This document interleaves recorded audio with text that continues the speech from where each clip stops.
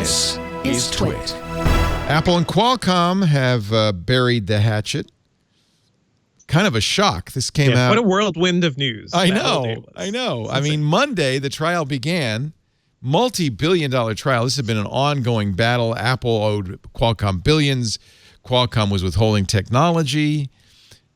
They actually impaneled a jury. They had our opening arguments, and then the very next day, it's over.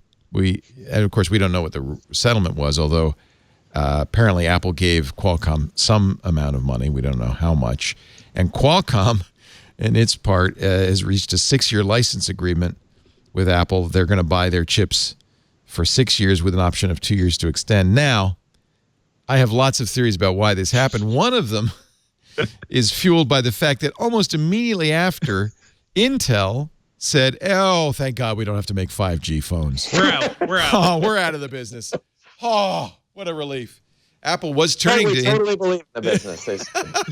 Apple was using Intel modems, this year, and was slowly phasing out Qualcomm chips, partly because Qualcomm wouldn't give them the chips.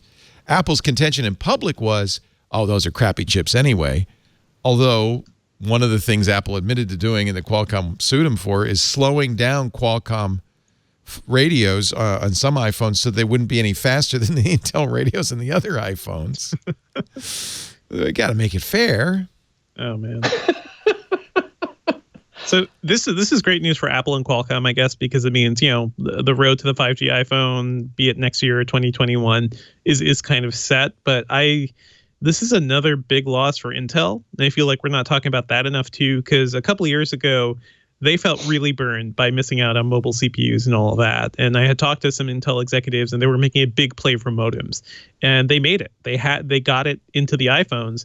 I don't know what this means for Intel's mobile chip business in general, if you can't even do modems anymore.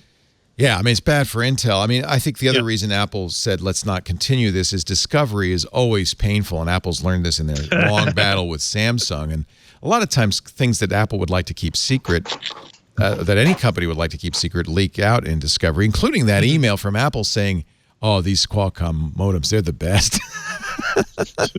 Even though Apple publicly is saying, oh, they're terrible. Tim Cook was going to have to testify too. Yeah, and not I'm good. sure they didn't want to put him on the stand and have him be a witness. Yeah. And yeah, it's a little, in fact, Qualcomm's stock price went up almost 20%. Apple's went up a little bit, mostly because Qualcomm was under a lot of, the weight of this was a big depressant to its stock price. But now that it's resolved, Qualcomm can go ahead and sell chips to Apple. Apple, I'm sure, has thousands of engineers as we speak working long hours, even on Easter, trying to come up with a 5G modem for an iPhone. But that's not going to be, they don't have to worry for 6 years anyway. I'm also a little bummed about this because Qualcomm basically has a stranglehold on this market. A little competition is always better. It makes everybody better. I guess we'll see what'll happen now. If Intel can't even compete, who can? So I have a question. Yeah. Which came first? Was it Intel saying it was going to pull out, or was it the Apple Qualcomm settlement? No, the settlement happened, and then within hours, Intel said, we're out. But the lawyers talked behind the scenes before either of those two things happened. So I'm just curious, behind the scenes, was that the order that things took place, or did something happen? So maybe you're right. Maybe Intel went to Apple and said, dudes, this 5G modem thing is not working. We're not going to have it for you, or we can't do it. Yeah, that's what I wonder. That I'm sure. I think it's exactly what happened. Even Intel stock went up after this announcement, so that might be a sign of. They're going to focus on making better processors for desktops, and